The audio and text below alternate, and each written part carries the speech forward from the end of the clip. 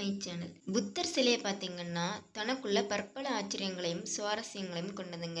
ஒவ்வொரு மதமும் நாடும் அவங்களுக்கு ஏற்ற மாதிரி அவங்களோட பண்பாட்டுக்கு ஏற்ற மாதிரி வெவ்வேறு விதமான பல விதமான புத்த வடிவமைப்புகளை வச்சுருக்காங்க. ஆனால் இது எல்லாத்துலேயுமே மாறாத ஒன்றுன்னு பார்த்தீங்கன்னா புத்தரோட தலைமுடி மட்டும்தான். அவரோட தலையை பார்த்தாவே தெரியும், குப்பி மாதிரி தலை முழுவதும் நிரம்பி இருக்குங்க.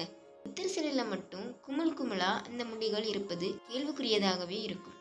புத்தரோட தலைமுடி குமிழ் குமிழாக இருக்கிறதுக்கு காரணம் நத்தை கூடுகள்னு சொன்னால் உங்களால் நம்ப முடியுமா? அந்த ஆச்சரியமான தகவல்களை பற்றி தான் இப்போ நம்ம பார்க்க போகிறோம். அதுக்கு முன்னாடி நம்ம சேனலை சப்ஸ்கிரைப் பண்ணலன்னா சப்ஸ்கிரைப் பண்ணிக்கோங்க. கூடவே அந்த பெல் ஐக்கனை கிளிக் பண்ணிக்கோங்க. வாங்க இன்னைக்கு வீடியோவில் என்னென்னு பார்க்கலாம். பொதுவாக துறவிகள் மொட்டை தலையோடு தான் இருப்பாங்கன்னு நம்ம எல்லாருக்குமே தெரிஞ்சது.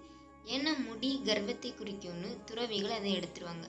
ஆனால் நாம் அறிஞ்ச வரலாற்று பதிவுகளை பொறுத்த வரைக்கும் இளவரசராக இருந்த சித்தார்த்தனர் தன்னோட பதவி, தேசம், உறவுகள்லாம் துறந்து துறவு வாழ்க்கையை மேற்கொள்றப்ப, அதாவது புத்தரா மாறுறப்ப நீண்ட சிகையோடு இருந்ததா நம்பப்படுதுங்க. புத்தரோட சர்வ போதனைகளையும் கொண்ட புத்தர்களோட புனித நூல் திரிபிடகம் அப்படின்னு சொல்லப்படுதுங்க.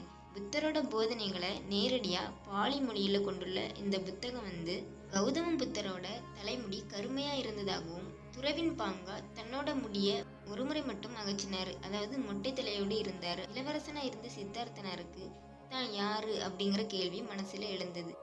அந்த கேள்விக்கான விடையை தேடி அலைகிறாரு. அப்போ அவர் துறவியா மாறணும் அப்படின்னு முடிவு பண்றாரு. துறவியா மாறதுக்காக தன்னோட நாடு, மக்கள், தேசம் எல்லாத்தையும் விட்டுட்டு மற்ற துறவிகள்லாம் மொட்டை தலையுடன் இருப்பதை பார்த்துட்டு அவரும் தன்னோட சிகையை எடுத்துட்டு மொட்டை தலையோடு அலைகிறாருங்க. ஒரு நாள் தனியா நடந்து போயிட்டு இருக்காரு. அது ஒரு மத்தியான வேலை அப்படிங்கிறதால ரொம்ப தூரம் போயிட்டாரு. வெயிலோட தாக்கம் அதிகமாக இருந்ததால கொஞ்ச நேரம் இளைப்பாறலாம்னு ஒரு மரத்தடி நிழல்ல உட்காராரு. உட்கார்ந்தவர் அந்த இடத்திலே தியானம் பண்றாரு.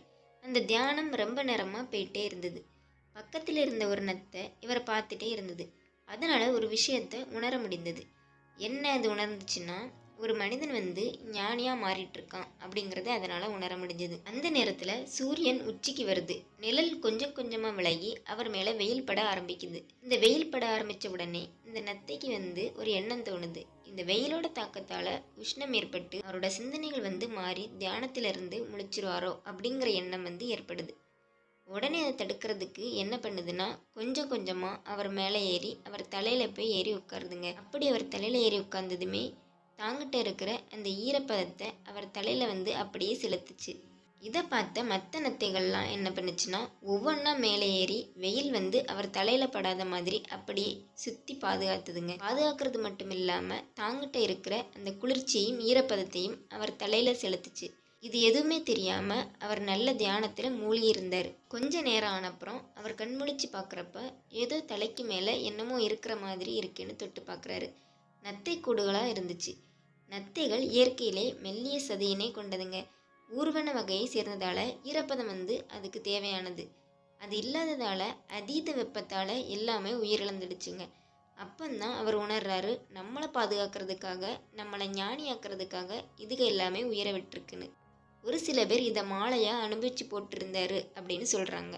இந்த நத்தை கூடுகளோட எண்ணிக்கை எத்தனைன்னு பார்த்தீங்கன்னா 108 அப்படின்னு சொல்லப்படுதுங்க. இந்த 108 நத்தைகளும் சேர்ந்து அவரை ஞானியா மாத்திருக்கு அப்படிங்கிற வரலாறும் இருக்கு. ஒரு சில பேர் இது 108 இல்லை 360 அப்படின்னு சொல்றவங்களும் இருக்காங்க.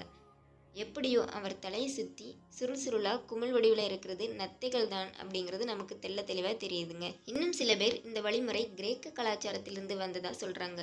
இன்னொரு தரப்பினர் இவர் கருப்பர் இனத்தை சேர்ந்தவர், அதாவது ஆப்பிரிக்க தேசத்திலிருந்து வந்தவர்னு சொல்லப்படுதுங்க.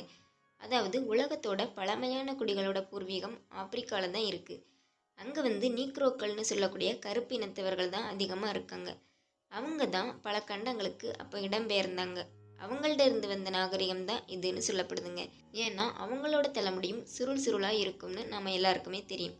அது மட்டும் இல்லாமல் அவரோட சிலைகள் பெரும்பாலும் கருப்பு நிறத்தை இருக்கிறதால அவர் கருப்பினத்தவராக இருக்கலாம்னு நம்பப்படுதுங்க.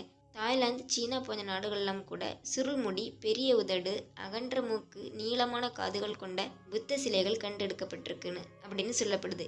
இந்த அடையாளங்கள்லாம் வச்சு பார்க்குறப்ப அவர் முந்தைய காலத்தில் ஆப்பிரிக்கால இருந்து சிந்து சமவெளி நாகரிகம் இல்லைன்னா திராவிட நாகரிகத்தோட தொடர்பு கொண்டிருப்பார் அப்படின்னும், பண்டைய எகிப்திய பண்டையர்களுடைய பயணப்பட்டு இங்கே ஆன்மீகத்தை போதிக்க வந்திருக்கலாம் அப்படின்னு நம்பப்படுது.